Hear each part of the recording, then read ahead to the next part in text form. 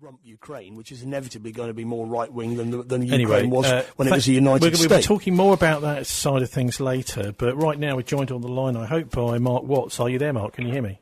I am. Hi. Hello. So Mark Watts is an investigative journalist and very prolific on Twitter, and you've been covering absolutely brilliant... Oh, well, I mean, I shouldn't say that really, but one of the only people to be doing thorough coverage of the National Inquiry into child sexual abuse, but it was originally called the VIPaedophile Inquiry. I wonder, Mark, if you could just take us through... what about because the original idea was to investigate VIPs. How's the inquiry been doing on that side of things?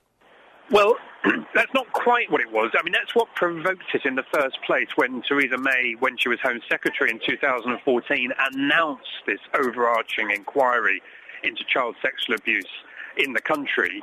It transpired that it didn't turn out to be so overarching as the word implies. But what provoked it were allegations that various VIPs had been sexually abusing children and basically had not been properly prosecuted or investigated by the police / criminal justice system. That's what provoked it. Once the inquiry finally sort of got going, it announced 13 different investigations into a whole range of areas, one of which is become known as the Westminster investigation, which is, in a sense, an investigation into the issue that provoked the inquiry in the first place. And what's been happening on that is that we've just come to the end of 3 weeks of hearings, taking evidence, listening to witnesses, talking about that issue, essentially. Do you think that they have left no stone unturned with this? That there's now no VIP can use their establishment influence to stop investigation of their potential crimes in the past? Well, there are plenty of stones that have been left well and truly where they were. Nonetheless, what has happened over the course of the last 3 weeks is there has been yet more evidence. First of all, that some specific VIPs were indeed sexual abusers of children, that there was pretty definite evidence, definitive evidence in some cases, in a couple of cases, and I think it's going to be impossible for the inquiry not to acknowledge that. But perhaps more importantly, when it comes to institutional responses to that, is there was a failure either by the police or by the criminal justice system as a whole, prosecutors and so on, to take appropriate action. And again, I think it's going to be impossible not to conclude that did happen. Now, quite how often that happens, is another matter, because, as I say, plenty of the stones have been left well and truly in place. But just to cite a couple of examples, we heard how, in the case of, say, Victor Montagu, who is the late Conservative MP, had been sexually abusing boys. We heard in the course of 3 weeks, literally from only one abuse survivor testified, and that was Victor Montagu's own son, Robert, who gave extremely moving testimony about, some very frank testimony about what his father did to him, and the failure to investigate that at the time. But it came as a bit of a shock to Robert to find out many years later that his father was investigated over allegations made by one specific other boy. I think from memory, he was a young boy, I think of about 10, who made allegations against his father. And in a nutshell, his father admitted to them to the police, and yet the decision was made by the DPP's office at the time not to prosecute him and simply to caution him because he promised not to see that boy again. Now, Robert gave evidence to say that he is sure that his father sexually abused many other boys, at least 10, he thinks probably more like 20. But it's come as quite a shock to learn that the police and prosecutors knew that his father was doing this because he admitted to it in the case of at least one boy, and yet he wasn't charged. Likewise, with Sir Peter Hayman, who's the former MI6 chief, he became deputy head of MI6, was a diplomat, worked for MI6 for many years under diplomatic cover, became envoy to UK's envoy to Canada, High Commissioner to Canada, it transpired that the police did quite a thorough job in investigating him specifically over a seizure of diaries which recorded 45 volumes of diaries which recorded a mixture of sexual abuse of children that he had carried out, as well as sexual abuse of children about which he was fantasizing. It was a mixture of the two. But they were specifically sent a file to the DPP's office, as it then was, as before the CPS came into existence. And basically, his solicitor, Sir David Napley, had a friendly chat with the DPP the other day, a chummy chat, and they agreed not to charge him and just to caution him, just to warn him about his conduct.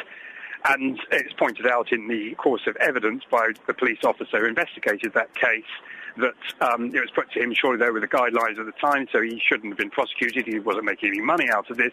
He said yes, but he was exchanging this obscene material through the post, which was what the subject of the possible charge was.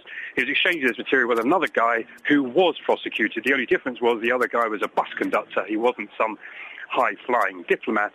And he didn't have Sir David Napley, who could have a friendly, chummy chat with the DPP, and he was prosecuted and convicted. Self-same material being exchanged, but the prominent person got off with it. So there was clear evidence that emerged in the course of the hearings that people have got away with it, who are occupying prominent positions. We've actually heard in other limbs of the inquiry about how there were missed opportunities to prosecute both Cyril Smith and Greville Janner. When I say we've heard in the course of the inquiry, I think we had heard that before the inquiry started, because there have been official admissions by the CPS that in each case there were 3 occasions when, as I say, in each case they should have been prosecuted but were not. So the evidence is mounting up of this kind of lenient treatment towards people in positions of public prominence. But actually, Mark, sorry, but with Lord Janner, for example, several people have said that this accusations are malicious and have been done behind his back since his death. Well, they haven't simply been made since his death, but certainly the allegations were denied in Greville Janner's case by Greville Janner at the time, because, of course, he was alive when the latest investigation was ongoing. He denied the allegations completely, and his son Daniel has continued to deny them, as it were, on his behalf since Greville died. And it has to be said that the inquiry has not... Well, we haven't reached Janner yet, actually. Janner was not the subject of this investigation. We haven't got that far yet. And I don't expect the inquiry will reach a conclusion as to whether or not he was a sexual abuser of, in his case, boys. But what we already know is the CPS has put its hands up to the fact that there were 3 occasions over the years when he ought to have been prosecuted on the strength of the evidence that was available at the time. Now, it's not the same thing as saying he ought to have been convicted, because, of course, the CPS cannot say that. They can merely say whether or not he should have been prosecuted. And during the course of the hearings, we heard from the legal director of the CPS, Gregor McGill, who basically added 2 more people to that list of people who today would be prosecuted on the same evidence that they got away with in the past. Those 2 additional people being Victor Montagu and Peter Hayman, Conservative MP and diplomat, respectively, added to the list that the CPS had already effectively given us of Cyril Smith, Liberal MP, and Greville Janner, Labour MP. What about police whistleblowers and survivors, you could say, because some of them have had a terrible time when they've tried to tell the truth within the police? Yes, well, that's certainly true, and the inquiry heard none of that because they weren't interested in hearing from survivors. There was literally only 7 survivors of Cyril Smith who were core participants in the inquiry, although we didn't hear from them in this investigation. We've heard from them in the Rochdale investigation, so we have heard from them in a separate limb. And one other abuse survivor as a core participant, but the only abuse survivor to testify was, as I mentioned earlier, Robert Montagu. What we have heard a lot from, though, so we've heard really from very few, or we've heard from one abuse survivor. There were abuse survivors who were frozen out of being core participants or witnesses. But we've heard from a few police whistleblowers. Not many, I have to say. Plenty of whistleblowers, police whistleblowers were stopped from giving evidence or stopped from being core participants. But we did hear from memory, I think it was about 5 of them, and their evidence is really quite extraordinary. In essence, what we heard time and time again was that people, members of the establishment, members of what I think one officer talked about, the upper echelons of society, we knew were sexually abusing children over many, many years, and we were repeatedly failing to deal with them. And there was one, I just remember one line that came out from Brian Collins, who investigated Sir Peter Hayman, who just made this reference to, best club in the world, 3 Knights of the Realm, when Sir David Napley went and saw Sir Thomas Hetherington, the former being Sir Peter Hayman. So this is the latter being the DPP. So one knight sees the other knight to say, please let my client, this other knight, the third knight, off. And he duly did. And this is a kind of repeated pattern that we see. And although the authorities are trying to sort of say, try and say there's not much to see here, and even nothing to see here, there's an attempt to say, I think a senior commander from the Met said she did not recognise this kind of description of Scotland Yard or of policing, even in the day, let alone now. But the evidence, I think the evidence is overwhelming that is precisely what the culture was like, that there was a sense that they couldn't touch these prominent people. You mentioned core participant status there. I noticed that the former Conservative MP, Harvey Proctor, who was prosecuted, he's now also become a core participant, and quite a lot of the survivors have raised objections to that, saying that they do not wish to participate in an inquiry where somebody like that is given that kind of status. Well, first of all, of course, he was prosecuted and convicted of sexual offences back in the 80s, and they related to teenage boys/men who were underage as the age of consent existed then, although not under the age of consent as it would exist today. He was given core participant status at a very late stage in this inquiry, just shortly before the hearings commenced. I mean, the preliminary hearings to this investigation took place ages ago. The deadline for core participants to apply was ages ago. Now, it did rather imply that the inquiry was going to hear evidence about him. That would be the only reason why it would be appropriate to give him core participant status. And we always knew that the inquiry was not going to consider Operation Midland in any way, shape or form. They were cutting that out of scope. So it wasn't at all obvious why Harvey Proctor was relevant at all. So having had the 3 weeks of hearings, in fact, we've not heard a word of evidence either for or against Harvey Proctor. Absolutely nothing. It's a complete mystery as to why the inquiry decided to give him core participant status. But of course, it's become a platform for him to make various points that he's wanted to make in his barrister's opening speech and indeed closing speech today, which basically amounts to saying, I am completely innocent. And indeed, he wants the inquiry to declare him completely innocent, even though the inquiry, as I say, haven't actually heard any evidence either for him or against him. So do you think it's fair for survivors of child sexual abuse to seriously object to him being in that position, and for them to say, some of them have said, that they don't want to participate anymore? Well, I think it's fair enough in the circumstances as they've unfolded. I mean, when he was given it, no one could know. None of the no survivors could know exactly what evidence might surface during the course of the inquiry. And if evidence had surfaced that was highly relevant to him, then he would actually have a right to be a core participant. It's just that no such evidence surfaced one way or another. So there's no proper basis for him being given that status. And it raises enormous questions about, the inquiry and its real ability to grapple with this in a fair and even-handed way. If on the one hand you're excluding police whistleblowers as survivors from being core participants on the one hand, but then on the other you're granting Harvey Proctor core participant status for no apparent reason, it doesn't look good, does it? Also, Sir David Steele, this is one bit that did make a few headlines. So much of what's going on at this inquiry doesn't seem to get the traction in the national news that it should do. If you consider the power and importance of those people who are being discussed at that inquiry. Sir David Steele believed Cyril Smith, the child sexual abuse claims about Cyril Smith, but he did an act. Is that how it's happened? Well, that's right. I mean, first of all, he's Lord Steele now, I'll have you know, not merely Sir David Steele. Lord Steele basically shredded his reputation when he went in the witness box. It was quite an astonishing day.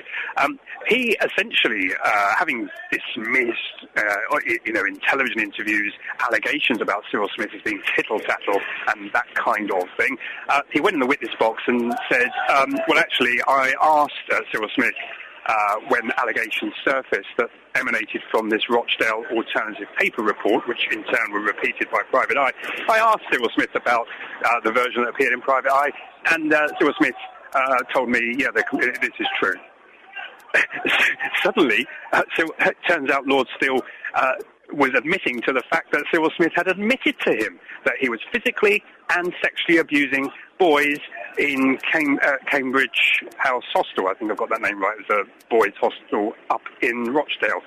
Quite astonishing, given that Lord Steele has been trying to tell people that it was all tittle-tattle and so much nonsense. It's a real example of that knee-jerk way that members of the establishment like to dismiss allegations, which of course do seem extraordinary, of eminent people sexually abusing children.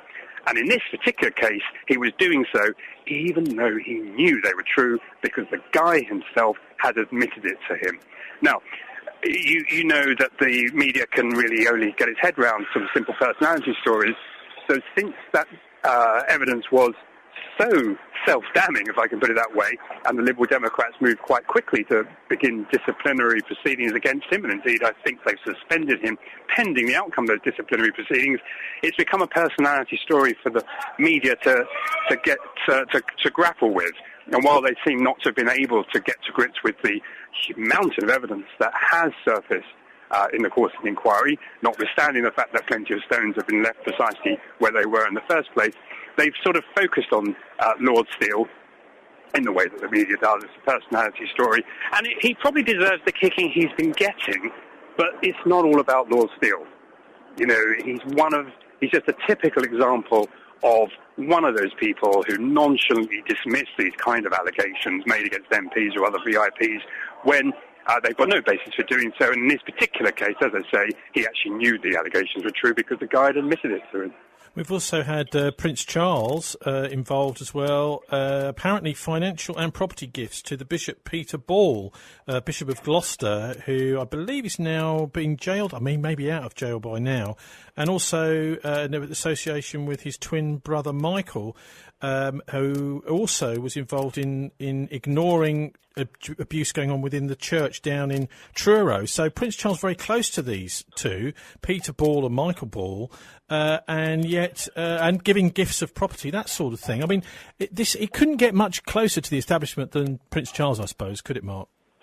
Well, no. I mean, the issues surrounding Peter Ball didn't come up in the Westminster investigation. That was dealt with in a previous investigation, a set of hearings we'd had previously, which was investigation into basically under the umbrella of the Church of England, or the Anglican Church, as I think they framed it.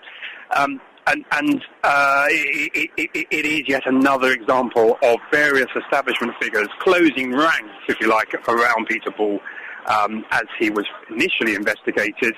And that seemed to head off that initial police investigation. Nothing happened. I think he got a caution at that point, and then they did return to it many years later, the police, and of course that resulted in a conviction. So, as I say, we actually heard about that in a separate investigation strand, but it repeats that pattern of prominent people dotted around the establishment who turn out to have been sexually abusing children, both boys and girls, or one or the other, and basically getting away with it. There's also another MP called Peter Morrison, who was the personal private secretary to Margaret Thatcher, right, I think it was the last year when she was Prime Minister. Some problems there. She apparently did not question the child abuse claims, and actually he was protected by both Thatcher, the Cabinet, or all three, Thatcher, the Cabinet, and MI5. So how did that all come out? That's more recently that one's come out, isn't it? Well, first thing to say is that I think it's fair to say that in Sir Peter Morrison's case, the evidence that he was sexually abusing boys that surfaced in the course of his inquiry is not definitive. Nonetheless, there is evidence that suggests that he was doing that.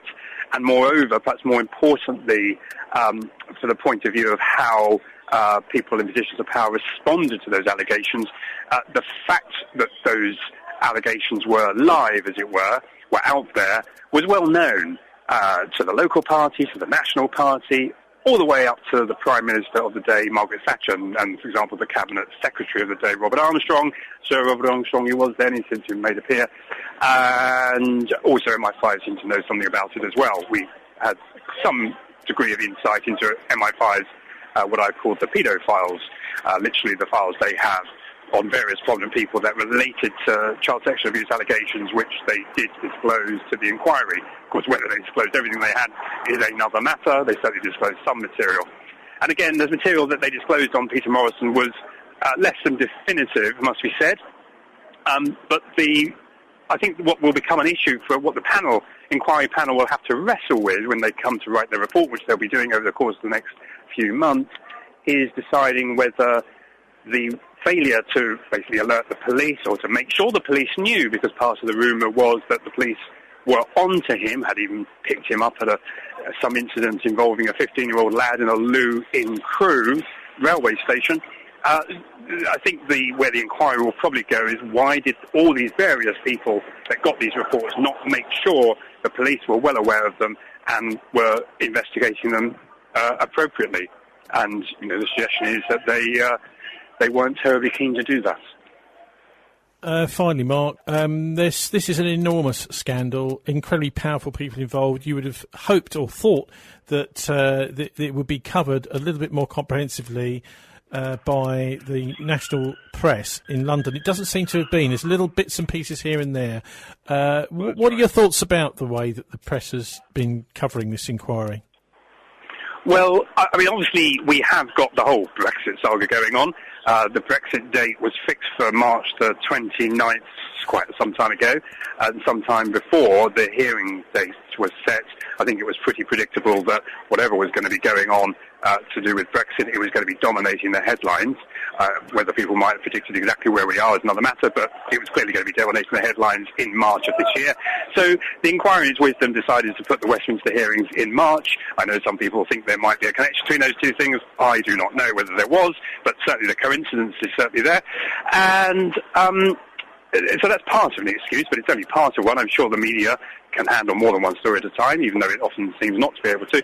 And what we've had is, I mean, I noticed in the early stages some ridiculously just inaccurate reporting surfacing in the media about what was going on with these hearings.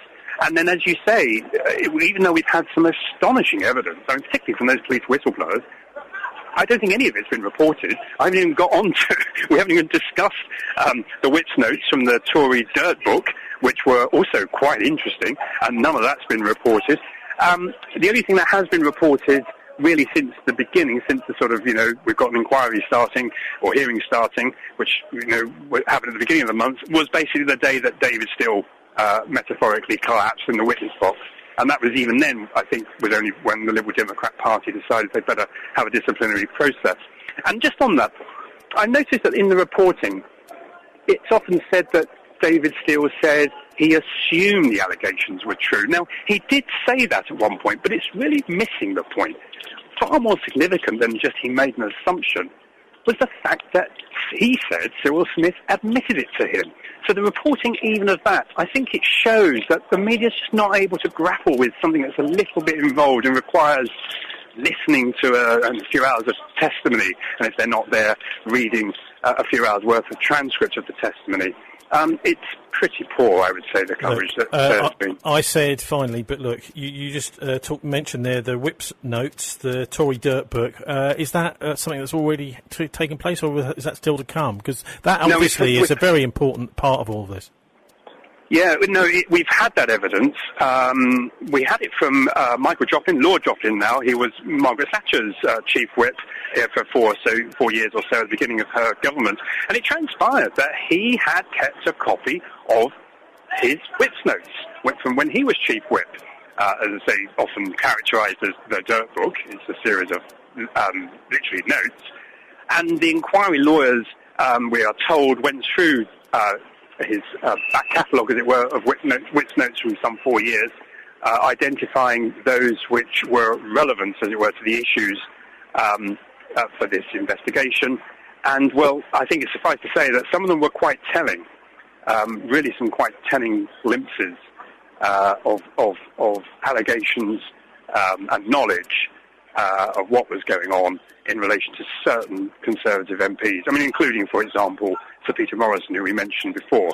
I have to say, although I would reiterate, it wasn't definitive, it didn't prove definitively in his case, for example, that he definitely was sexually abusing boys, but they certainly had material, which I think the inquiry will end up saying they really ought to have made sure the police were aware of them. One of the shocking things that's come out about this, Mark, isn't it, that actually the whips may have seen these sorts of allegations and managing to crush them as a way to actually control Tory MPs, to keep them in line and to actually discipline them to vote when they were told to on a particular subject. That they saw that as an advantage. I think some people call it the black book, don't they? So every MP would have a page in the black book where the whips have with a whole list of potential things they could use effectively to blackmail the MP to do as they're told.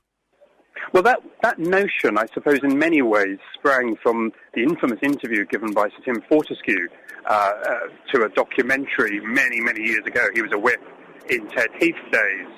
And he basically, what you just said there is in a way kind of what he was suggesting that they did. But it was a kind of very vague reference. He sort of referred to, if an MP gets into trouble, it might be I mean, this is not an exact quote, but it might be a scandal involving small boys or little boys, I forget the phrase he used, then we'd help them out. And we'd also, because we'd help them out, would have them forevermore.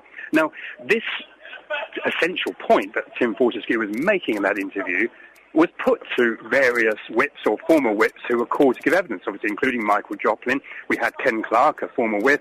We had what's his name, Nick Brown from the Labour Party, Chief Whip, actually still Chief Whip now, I think. He's been Government Chief Whip over the years and Opposition Chief Whip. And basically all these whips said that they don't recognise what Tim Fortescue was saying. Well, make of that what you will. Mark, how do listeners follow your work online? What's the best way? Well, my Twitter handle is @MarkWatts_1. And what I've been doing at the end of each day of the hearings is going through the key points. So I've done a chain of tweets, day by day, a different number depending on what's come up during the course of the day, trying to highlight the key points from the day.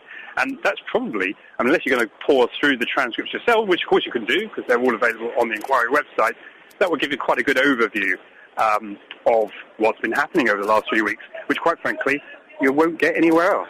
And how long is the hearings going on for? I mean, sometimes people take a very long time, don't they? Last day, we had 3 weeks of hearings. Last day was today, and that meant we had closing submissions from some of the core participants, and basically the panellists sent off on their merry way to go and write the reports. I mean, they've got other things to do as well on other investigations, but they will be preparing this report. It's obviously a delicate one they've got to write. It's a very sensitive one. I mean, indeed, the very pressure that the police whistleblowers are talking about, quite frankly, the inquiry has faced itself, and I wonder whether they'll acknowledge that fact. But there are clearly very delicate issues involved, and they want to write this report very, very carefully indeed. I'm sure they write all their reports very carefully indeed, but this one especially so. I think there'll be a limit as to how much they really want to upset the establishment, I would have thought. OK, investigative journalist Mark Watts, thanks very much for joining us. And Kevin Carhill's also here. I know you've worked with Mark in the past. What do you make of what you heard, Kevin? Well, I think Mark was addressing the issue of the way the media is covering this, which it isn't. There's an issue of resources, but the focus, as ever, is on, high or big personalities.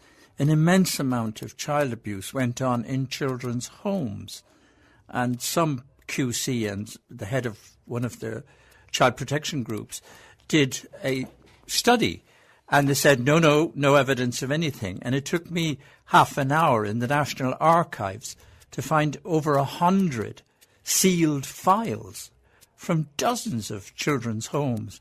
I mean, is the inquiry getting down to that level, Mark, at all? I don't think so. Mark's not with us anymore anyway. What about Martin? What we get is an incredible picture of these three peers of the realm all sitting down and basically saying, well, actually, we can get a bit of an advantage if we help this guy get off. And even though he's a child abuser, we'll just turn a blind eye to it because we may be able to use it against him in the future.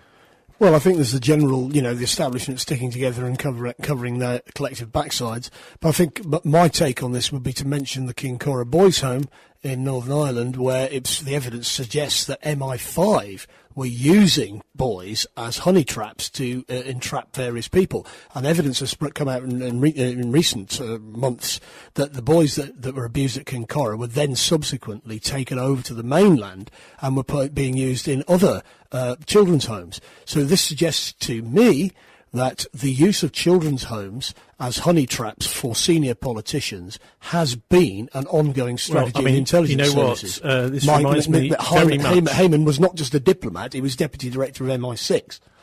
It reminds me of the film Conspiracy of Silence, which was made for the Discovery Channel by Tim Tate, produced it, and that programme, Tim was paid his $500,000 for it, but it was never broadcast. That showed a place called Boys Town in America, in the United States, where children were being sexually abused, and then once it was decided that they were appropriate, then they would be then bused to Washington.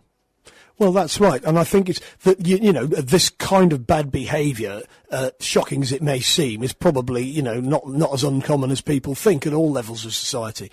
But the really interesting thing to me is its use as a tool of political control. If you've got a large trunk of senior people in various organisations who are compromised in this way, then they're pretty much going to do whatever you tell them to do, aren't they? Because they don't want to end up in prison on the nonce wing, do they?